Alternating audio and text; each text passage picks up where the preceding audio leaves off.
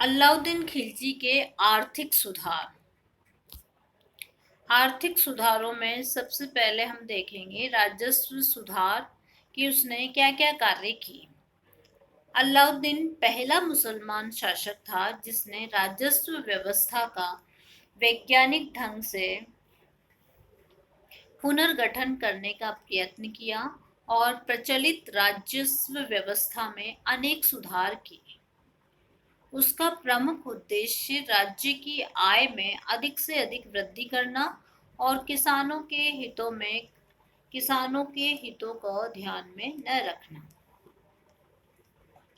तो हम सबसे पहला लेंगे भूमि अनुदानों को रद्द करना। क्या क्या काम किए उसने आर्थिक सुधारों में वो देख लेते हैं। पहले हम भूमि अनुदानों को रद्द किया, खूत मुकदम चौधरी के विशेष अधिकारों को समाप्त किया। ये सारे अधिकारी जो है गांव में कार्यरत करते थे भू राजस्व से संबंधित।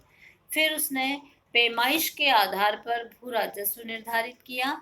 घरई और चरई ये दो प्रकार के कर थे जो उसके द्वारा लगाए गए। हिंदुओं से जजिया कर वसूल किया और दीवान ए मुस्तक राज विभाग की स्थापना, राजस्व से संबंधित विभाग था जो उसके द्वारा बनाया गया। तो सबसे पहले हम देखेंगे भूमि अनुदानों को रद्द करना कि कौन कौन से भूमि अनुदान थे जिसको उसने रद्द किया।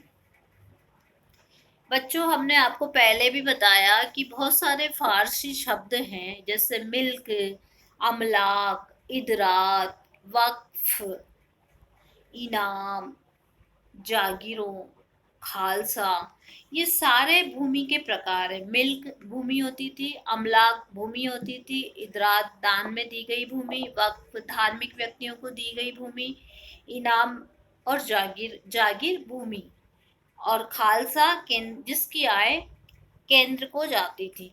तो जितनी भी ये भूमियां थी इन सब को उसने खालसा भूमि में मिला लिया।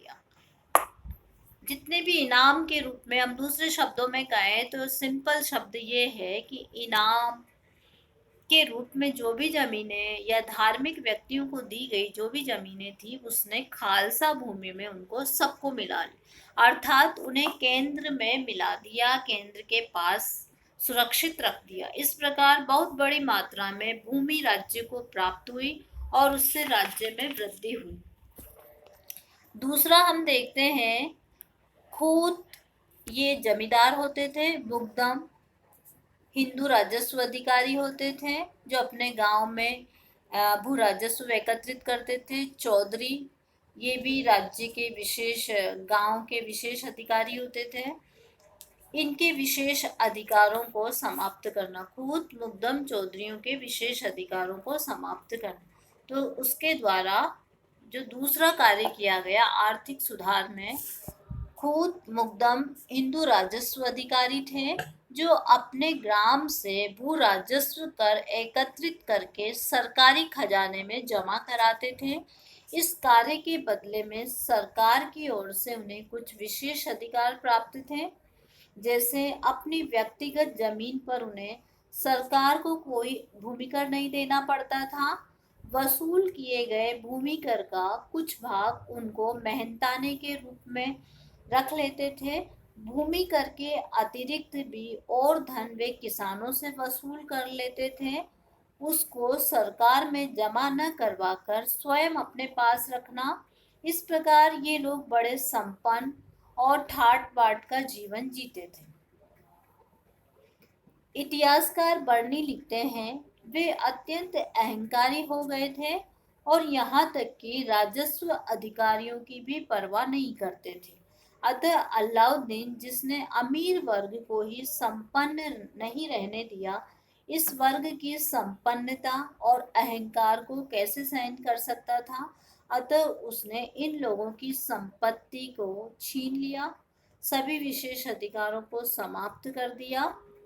अब भविष्य में इनको भी साधारण किसानों की तरह अपनी भूमि पर कर देने के लिए मजबूर किया। फिर हम तीसरा देखते हैं पैमाइश के आधार पर भू राजस्व कर निर्धारित करना।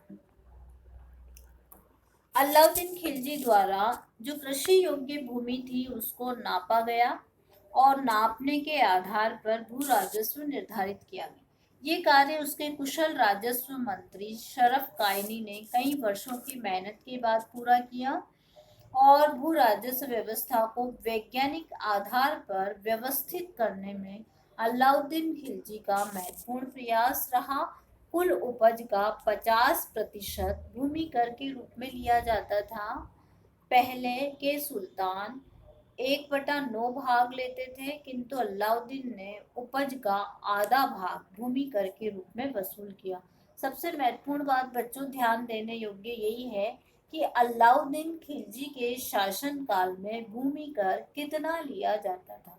तो आपको याद रखना है उपज का 1/2 भाग लिया जाता था।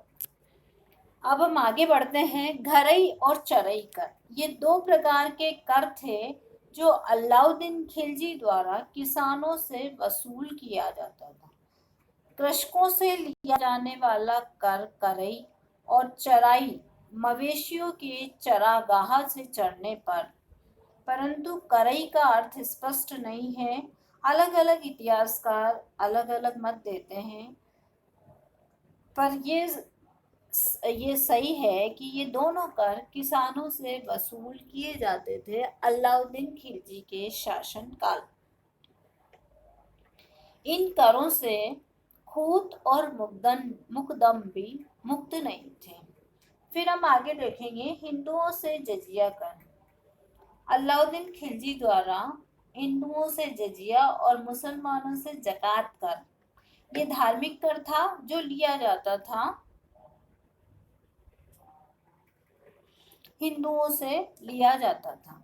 फिर अगला हम देखेंगे दीवान ए मुस्तक राज विभाग की स्थापना। अलाउद्दीन खिलजी द्वारा राजस्व एकत्रित करने वाले अधिकारियों के नाम बकाया राशि की जांच करने, उसे वसूल करने का काम, और यदि आमिल और कारकुन बकाया रकम पूरी वसूल करने में असफल हो तो कठोर दंड, पटवारियों और राजस्व विभाग के अन्य अधिकारियों में व्याप्त भ्रष्टाचार को समाप्त करने के लिए कठोर दंड, और राजस्व कर्मचारियों के वेतन को बढ़ाना, भ्रष्ट कर्मचारियों को कारावास में बंद करना, उन्हें भीषण यातनाएं देना इस विभाग का प्रमुख काम था। ये एक नया विभाग अलाउद्दीन द्वारा बनाया गया था। और इतिहासकार बर्नी लिखते हैं कि लोग राजस्व अधिकारियों को ज्वर से भी बुरा समझते थे। इस विभाग में मुंशी होना अपराध माना जाता था। कोई भी व्यक्ति राजस्व विभाग के मुंशी से अपनी लड़की का विवाह करने के लिए तैयार नहीं था। राजस्व विभाग में नौकरी की अपेक्षा मृत्यु अच्छी मानी जाती थी, मतलब इतना कठोर विभाग माना जाता था। इस विभाग में जाने से हर व्यक्ति कतराता था। इससे बर्नी के इस कथन से हमने यही अभिप्राय निकाला है। तो जो राजस्व की वसूली के लिए जो विभाग बनाया गया वो विभाग दीवान ए मुस्तक राज कहलाया। और इन सारे विभाग जो उसके द्वारा कार्य किए गए, आर्थिक सुधार में जो जो कार्य किए गए, इन सुधारों का ये परिणाम हुआ कि राज्य की आय में पर्याप्त वृद्धि हुई और उसका बोझ किसानों, भूमि हरों, व्यापारियों आदि जनता के सभी वर्गों पर पड़ा। अलाउद्दीन की इच्छा रही हो अथवा न रही हो, राजस्व का मुख्य भार हिंदुओं पर ही पड़ा, क्योंकि उनमें से बहुसंख्य ऐसे थे जिनका भूमि से घनिष्ठ संबंध था। इस तरह हमने बच्चों अलाउद्दीन खिलजी का आर्थिक सुधारों का विस्तार से अध्ययन किया।